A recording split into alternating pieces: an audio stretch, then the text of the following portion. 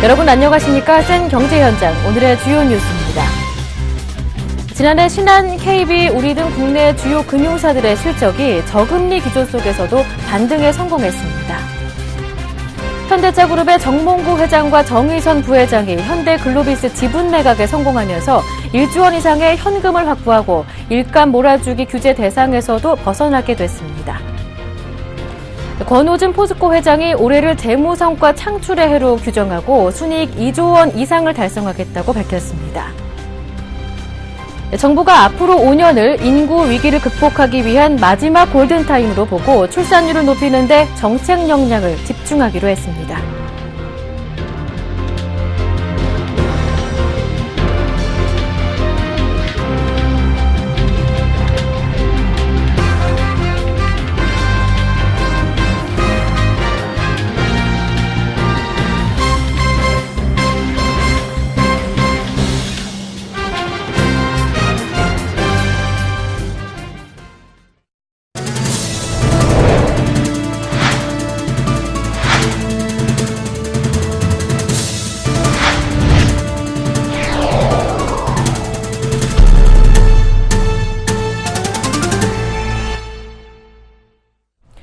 금요일장 코스피는 외국인과 기관의 매도 속에서도 상승에 성공했습니다. 어제 코스닥은 600을 돌파했는데요. 오늘은 다시 고점을 높였고요. 시가총액 규모도 사상 최대치를 다시 한번 갈아치웠습니다. 오늘장 마감 소식 증권부의 김창현 기자와 함께합니다. 안녕하세요. 네, 안녕하십니까. 자세한 마감 시황 전해주시죠.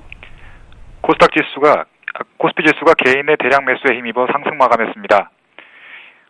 코스피 지수는 6일 전날보다 0.14% 오른 1955.52포인트에 거래를 마쳤습니다. 전날 대외 악재에 코스피가 하락했지만 간밤 국제유가가 반등하고 유럽중앙은행이 그리스 은행권의 대출을 승인했다는 소식이 호재로 작용하면서 지수가 상승한 것으로 풀이됩니다. 개인이 코스피 지수 상승을 이끌었습니다. 개인이 2,444억 원의 국내 주식을 사들였습니다. 반면 외국인이 1,507억 원, 기관이 1,038억 원어치의 국내 주식을 팔아치웠습니다. 업종별로는 운수창고, 기계, 섬유유복 등이 오른 반면 운송장비, 비금속 광물, 전기가스업 등은 내렸습니다.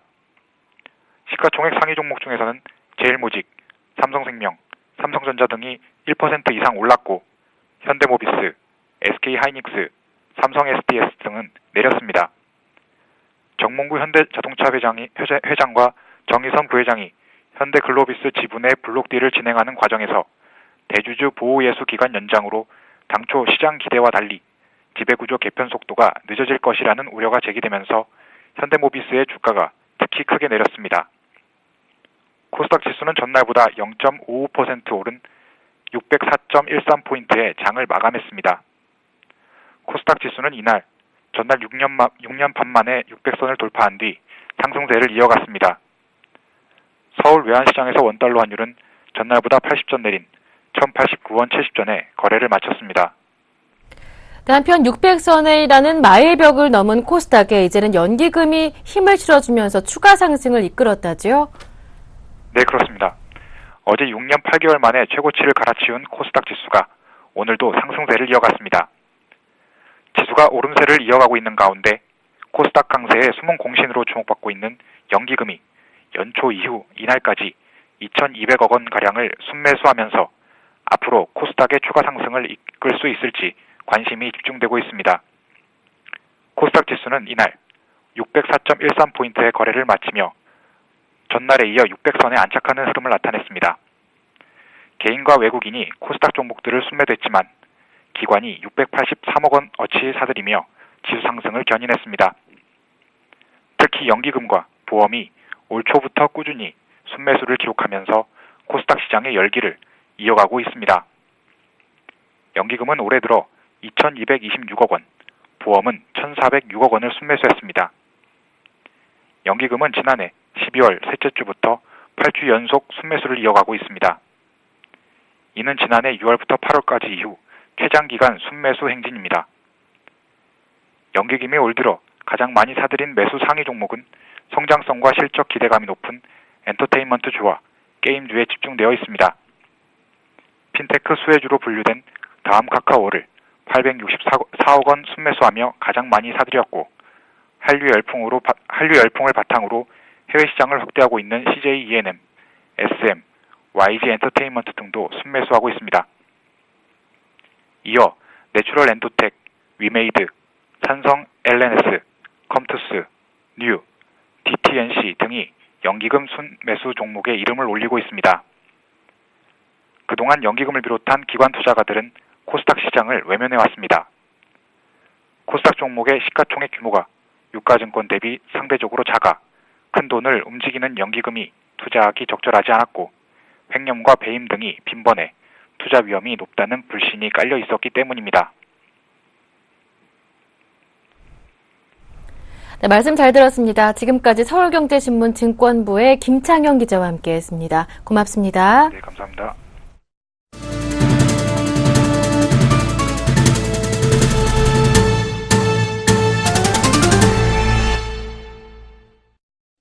네, 오늘의 주요 뉴스입니다. 주요 은행들이 악화된 시장 상황 속에서도 지난해 기대 이상의 이익을 거뒀는데요. 신한금융지주가 지난해 순이익 2조 원대를 회복한 데 이어 KB금융지주와 우리은행도 각각 1조 원이 넘는 순이익을 거두며 실적 개선에 성공했습니다. 주 요인은 큰 폭으로 줄어든 대손 비용 덕분이었는데요. 한지희 기자가 보도합니다. 지난해 금융권에서는 연초부터 개인정보 유출과 KB 사태, 우리은행 매각 등 이슈가 끊이지 않았습니다. 그만큼 주요 금융사들의 지난해 실적에도 관심이 집중됐습니다.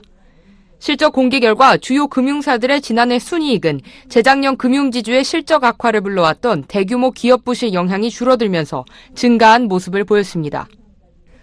가장 먼저 실적을 발표한 곳은 신한금융으로 지난해 당기 순이익 2조 811억 원을 기록해 전년 1조 8,986억 원보다 9.6% 늘었습니다.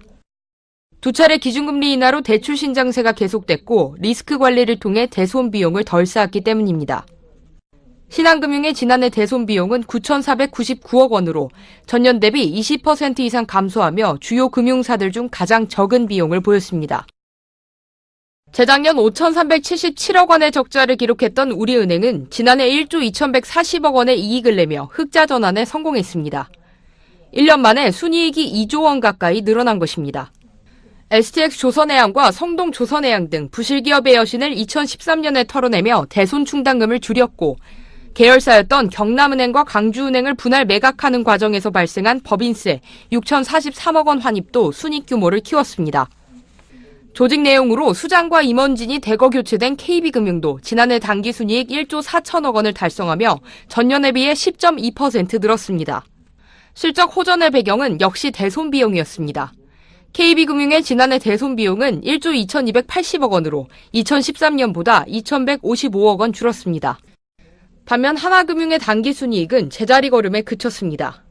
하나금융은 오늘 지난해 당기 순이익이 전년 대비 0.4% 증가한 9,377억 원이라고 공시했습니다.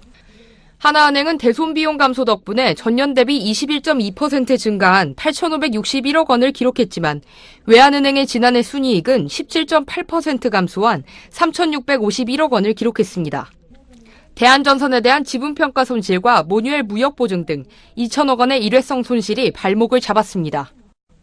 은행권은 지난해 대손 비용 축소로 실적 개선을 이뤘습니다. 외형 성장이 녹록치 않은 상황에서 올해도 건전성 관리 수준이 손익 규모를 좌우할 전망입니다. 서울경제TV 한지입니다. 현대차그룹 정몽구 회장과 정의선 부회장이 현대글로비스 지분 재매각에 성공했습니다. 증권업계에서는 지배구조 개편의 신호탄이 될 것이란 전망이 나오며 관련주들도 희비가 엇갈리고 있습니다. 정창신 기자입니다. 정몽구 현대차그룹 회장과 정의선 부회장이 현대글로비스 지분 재매각에 성공했습니다. 이번 지분 매각으로 정 회장 부자는 약 1조 1천억 원의 자금을 마련하게 됐습니다. 금융투자업계에 따르면 정 회장 부자는 어제 오후 보유 중인 현대글로비스 주식 500여만 주를 시간외 대량 매매로 처분했습니다. 시간외 대량 매매는 시간외 시장의 매매 거래 시간인 오전 7시 30분부터 8시 30분, 오후 3시 10분부터 6시까지 종목과 수량, 가격 등이 동일한 매도 호가 및 매수 호가로 거래가 성립되는 제도입니다. 현대글로비스의 한 주당 매각 가격은 어제 종가 23만 7천 원보다 2.7% 낮은 23만 500원에 결정됐습니다. 정 회장 부자는 지난달 12일에도 블록딜을 추진했으나 가격 조건이 맞지 않아 실패한 바 있습니다. 이번 매각 가격은 당시보다 5만 원가량 낮춘 것입니다. 이번 지분 매각 성공으로 정 회장 부자는 1조 원 이상의 현금을 챙기게 됐습니다. 주식시장에서는 현대차와 현대모비스, 현대글로비스의 희비가 엇갈리고 있습니다. 현대차와 현대모비스는 어제 종가보다 각각 1.51%와 4.34% 하락했습니다. 하지만 현대글로비스는 대주주가 자녀 지분을 2년간 매각하지 않기로 밝힘에 따라 어제보다 5.91% 상승한 25만 1,000원에 장을 마쳤습니다. 증권업계에서는 이번 블록딜 성공으로 현대차 그룹의 지배구조 개편에 신호탄이 될 것이란 관측입니다. 정 회장 부자가 이번 지분 매각으로 실탄을 마련한 만큼 현대차 그룹의 경영권 승계는 본격화될 것으로 보입니다. 하지만 현대차 그룹 측은 이번 지분 매각은 지배구조 개편과는 무관하다는 입장입니다. 정의선 부회장은 현대글로비스 지분 매각 1차 시도가 진행됐던 지난달 12일 미국 디트로이트 모터쇼에서 현대글로비스 지분 매각은 경영권 승계 차원이 아니라고 강조한 바 있습니다. 실제로 정 회장 부자가 보유한 현대글로비스 지분율은 29.99%가 됨에 따라 공정거래법상 대기업 내부 계열사 간 일감 몰아주기 규제 대상이 되는 30%를 넘지 않게 돼 다음 달 14일부터 적용되는 공정거래법에 따른 과징금 리스크에서도 자유로워졌습니다. 정몽구 회장 부자의 현대글로비스 지분 매각이 두 번째 시도 만에 성공했습니다. 증권업계에서는 현대차 그룹이 과징금 부담에서 벗어난 만큼 계열사들의 주가도 대체로 양호한 흐름을 보일 것으로 전망하고 있습니다. 서울경제TV 정창신입니다. 포스코는 지난해 어려운 경영 환경 속에서도 매출과 영업이익이 5%에서 7%씩 늘어나는 성과를 거뒀지만 지난주 주가는 52주 신저가를 기록하는 등 시장의 반응은 싸늘했는데요. 권호준 회장이 어제 열린 기업 설명회에서 올해 순이익 2조 원 이상을 달성하고 실적이 나아질 경우 배당 확대에 나서겠다며 투자자들 달래기에 나섰습니다. 보도에 정은규 기자입니다. 취임 2년차에 접어든 권호준 포스코 회장이 올해를 재무성과 창출의 해로 선언했습니다. 권호준 회장은 어제 열린 기업 설명회에서 이같이 밝히고 올해 순이익 2조 원 이상을 달성하겠다고 밝혔습니다. 이는 포스코 그룹의 지난해 순이익이 전년 대비 59%나 곤두박질 친 것을 염두에 권 회장이 직접 투자자들 달래기에 나선 것으로 풀이됩니다.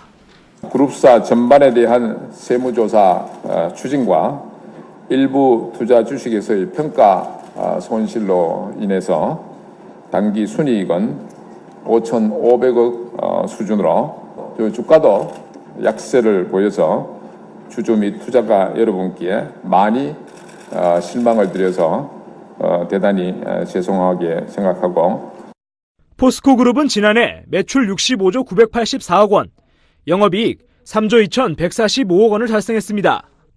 각각 전년 대비 약 5에서 7% 늘어난 것으로 철강 업황이 어려운 가운데 선방했다는 평가입니다. 하지만 순이익은 전년보다 8천억 가까이 줄어든 5,570억 원을 기록했습니다. 권 회장은 반토막 이상 줄어든 순이익에 대해 지난해 일회성 비용이 많았던 탓이라 설명했습니다. 세무조사 추징 3,700억 원, 강릉 마그네슘 공장의 페놀 유출 사태에 따른 환경정화 비용 900억 원 등 총 1조 2천억 원의 일회성 비용이 있었다고 밝혔습니다. 권 회장은 이어 일회성 비용을 제외한 지난해 순이익은 1조 7천억 원에 달한다며 올해 2조 원 이상 달성을 자신했습니다. 한편 순이익 감소에도 올해 배당은 주당 8천 원을 유지하겠다고 밝혔습니다. 또 경영 실적이 나아질 경우 배당 확대에 나서겠다고 약속했습니다.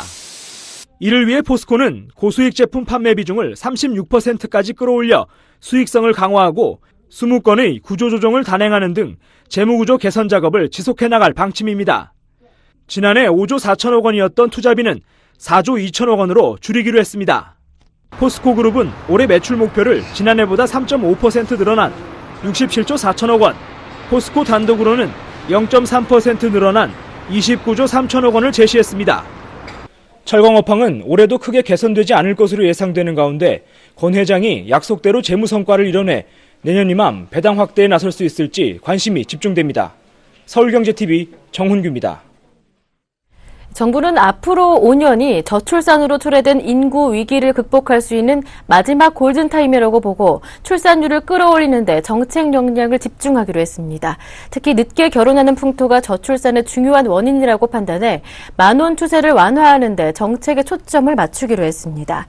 정부는 오늘 청와대에서 박근혜 대통령 주재로 제4기 저출산 고령사회위원회 제1차 회의를 열어 저출산 고령사회 기본계획 수립 방향에 관해 보고받고 대책을 집중 논의했습니다. 정부는 결혼이 늦어지는 이유가 과도한 비용이 들어가는 혼례 문화와 높은 주거비 부담, 낮은 고용률에 있는 만큼 이 같은 문제점을 개선해 결혼하기 좋은 여건을 만들어 나갈 방침입니다. 이를 위해 구체적으로는 고비용 혼례 문화를 개선하고 신혼부부용 전세 임대주택 공급을 확대하는 한편 주택자금 지원 방식을 다양화하는 등 신혼부부의 주거 부담을 덜어주기로 했습니다. 이와 함께 아이를 낳고 싶어도 낳지 못하는 난임 부부와 고위험 산모 등에 대한 건강보험 보장을 확대해 의료비 부담 없이 출산을 할 수 있는 환경을 마련하며 유기, 방임 등 보호가 필요한 아동에 대한 국가보호를 강화하기로 했습니다. 오는 4월 개통을 앞둔 호남 고속철도는 서대전역을 경유하지 않는 것으로 최종 결정됐습니다. 국토교통부는 어제 호남 고속철도 서대전역 경유 여부와 포항 KTX 직결선 개통에 따른 KTX 운행 계획의 방향을 정했다고 밝혔습니다. 현재 주말 기준 하루 62회 운행되는 호남선 KTX는 모두 호남 고속 신선을 달리게 되며 철도공사는 6회를 증편할 계획입니다. 용산에서 광주, 송정, 목포의 경우 현재 44회에서 48회로, 용산에서 여수 구간은 18회에서 20회로 늘릴 방침입니다. 국토부는 현재 KTX를 이용하고 있는 서대전, 계룡, 논산 지역의 국민들을 위한 보완 대책으로 별도의 KTX도 운행할 계획이라고 밝혔습니다. 국토부 관계자는 서울에서 출발해 광주, 목포, 여수, 순천으로 가는 모든 KTX는 서대전역을 경유하지 않고 신설 개통되는 호남 고속철도 구간을 이용해 운행하게 됐다며 그동안 호남 지역에서 제기됐던 저속철 논란도 해소될 전망이라고 말했습니다. 지난해 10월 한국은행이 기준금리를 사상 최저 수준인 2%대로 낮추면서 금리 인하 논쟁은 한층 수그러들었었는데요. 다시 한번 금리 인하 논쟁에 불이 붙고 있다는 소식입니다. 자세한 소식 경제부의 이태규 기자 전화 연결해서 들어보겠습니다. 안녕하세요. 예, 안녕하세요. 지난해 최경환 경제부총리가 금리 인하를 압박하면서 금리를 인하해야 한다, 동결해야 한다 말도 많지 않았습니까? 사실 금리를 낮추게 되면서 이러한 논쟁은 한층 수그러들었었는데요. 다시 금리 인하 논쟁에 불이 붙고 있는 이유 뭐라고 봐야겠습니까? 예, 아무래도 전 세계 주요국이 올해 들어 앞다퉈 금리 인하에 나서고 있기 때문입니다. 올해가 시작된 지 이제 한 달 남짓 지났는데 벌써 16개 나라가 통화 완화책을 내놨습니다. 그러면 한국은 어떻게 해야 되는 것인가? 우리도 내려야 되는 거 아닌가? 이런 주장이 고개를 들고 있습니다. 네, 그렇군요. 그렇다면 금리를 인하해야 한다는 쪽의 근거는 무엇인가요? 예, 세계 각국이 통화 완화책을 시행하면 당연히 자국 화폐 가치는 내려갑니다. 그러면 수출 시장에서 그 나라 제품의 가격 경쟁력은 당연히 높아지는 것이고요. 수출 경쟁력을 확보하기 위해 계속해서 돈을 풀고 있는 일본을 생각하면 쉽습니다.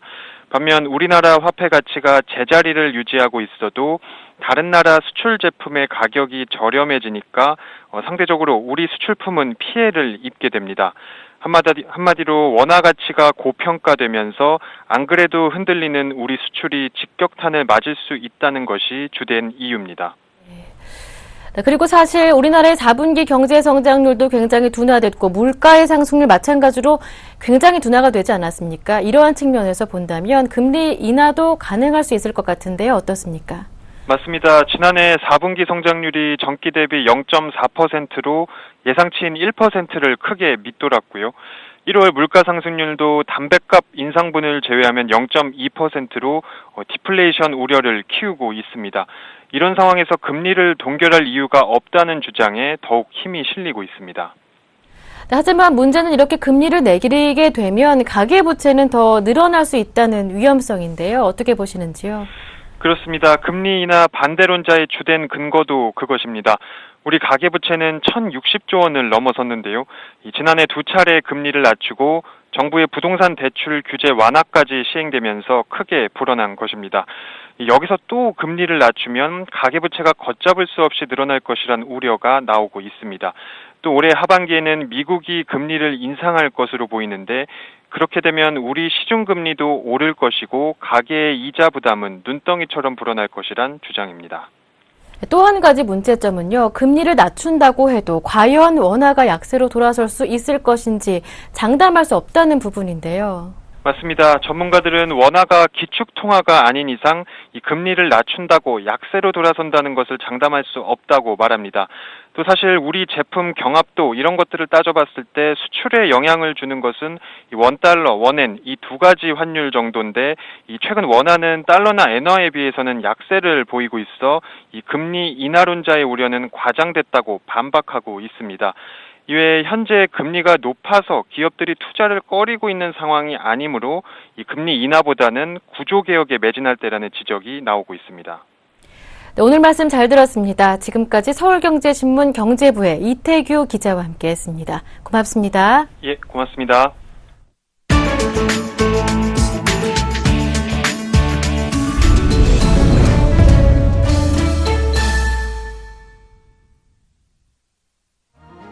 그리스 새 정부와 국제채권단의 구제금융 관련 1차 협상 시한이 유로그룹 회의가 열릴 오는 12일로 결정됐습니다. 1차 협상 시한은 당초 구제금융 프로그램이 끝나는 28일로 예상됐지만 유럽중앙은행이 그리스 국채의 담보 인정을 중단한다고 발표하면서 2주가량 당겨진 일정에 상황이 더 긴박해졌습니다. 이에 따라 유로존 재무장관 협의체 유로그룹은 오는 12일 회의에서 최대 채권국인 독일 등이 요구한 기존 구제금융 이행과 그리스가 요청한 가교 프로그램 사이에서 어느 것을 채택할지 결정하게 됩니다. 그리스 정부는 이달 말 끝날 예정인 기존 구제금융 계획의 EU 측 마지막 분할 지원금을 받지 않는 대신 5월 말 새 협상을 타결할 때까지 유동성을 지원하는 가교 프로그램에 합의하자고 촉구하고 있는 상황입니다. 이와 관련해 시프라스 그리스 총리는 오늘 회의에서 새 대통령을 선출하며 종전 구제금융 프로그램을 대체한 개혁 정책을 발표하며 가교 프로그램에 대한 합의를 이끌어내겠다는 의지를 보였습니다. 한편 이날 유럽중앙은행의 결정에 아테네 증시는 5일 3.3% 급락했고 은행주들은 10%가 넘는 폭락세를 보였습니다. 덴마크 중앙은행이 어제 예금 금리를 0.25%포인트 낮춰 마이너스 0.75%로 하향 조정했습니다. 이는 지난 3주 사이 네 번째 금리 인하로 유로의 환율이 고정된 자국 네크로화 가치를 방어하기 위한 조치입니다. 덴마크는 지난해 9월 2년여 만에 처음으로 예금 금리를 마이너스로 조정했습니다. 지난달 19일에는 마이너스 0.05%에서 마이너스 0.2%로 대폭 낮췄고 지난달 22일과 29일에도 잇따라 금리를 하향 조정했습니다. 덴마크 중앙은행 간부는 이날 블룸버그에 고정 환율이 덴마크 경제에 불가피하다며 유로화로부터 크론의 가치를 계속 안정적으로 유지하기 위해 보유 외환을 제한 없이 투입할 것이라고 덧붙였습니다.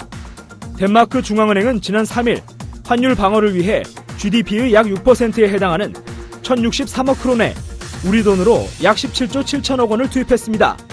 덴마크는 1980년대부터 시장 요동을 줄이고자 크론의 환율을 유로화에 고정하는 페그제를 도입해왔습니다. 하지만 유럽중앙은행이 양적 완화를 채택했기 때문에 덴마크도 스위스처럼 유로 페그제를 전격 포기할 것이란 관측이 가라앉지 않고 있습니다. 한편 로이터는 이날 덴마크 중앙은행의 추가 금리 인하를 전하면서 이로써 올해 들어 불과 한 달여 사이 17개국 중앙은행이 완화 기조에 동참했다고 분석했습니다. 최악의 정치-경제 혼란을 겪고 있는 우크라이나의 디폴트 위험이 갈수록 커지고 있습니다. 외환 보유액이 급속히 줄어들면서 외채 상환 능력이 약화하는 가운데 환율과 인플레이율 등의 각종 경제 지표가 최악의 수준으로 치닫고 있습니다. 러시아 경제일간 베도모스티와 신화통신 등에 따르면 우크라이나 중앙은행은 오늘 지난 1월 중 외환 보유액이 14% 이상 줄어 2월 1일 기준 64억 2천만 달러로 떨어졌다고 밝혔습니다. 이 같은 외환 보유액은 러시아가 국가 디폴트를 선언했던 지난 1998년 수준보다 훨씬 낮은 것입니다. 당시 러시아의 외환 보유액은 120억 달러 정도였습니다. 우크라이나의 국가 채무는 약 1조 흐리 분야로 현재 환율로 약 400억 달러에 달합니다. 이 가운데 올해 상환 만기가 돌아오는 채무도 약 100억 달러에 달하는 것으로 알려졌습니다. 국제통화기금 등 외부의 지원 없이는 디폴트를 피하기가 어려운 상황입니다. 하지만 지난해 우크라이나의 정치경제 위기 해소를 위해 170억 달러를 지원키로 약속한 IMF는 지금까지 두 차례에 걸쳐 46억 달러를 제공한 이후 3차 지원을 미루고 있습니다. 2월 6일 금요일 센 경제 현장 여기서 마치겠습니다. 주말에는 날씨가 한층 더 쌀쌀해진다고 하니까요. 감기 조심하셔야겠습니다. 행복한 주말 되십시오. 고맙습니다.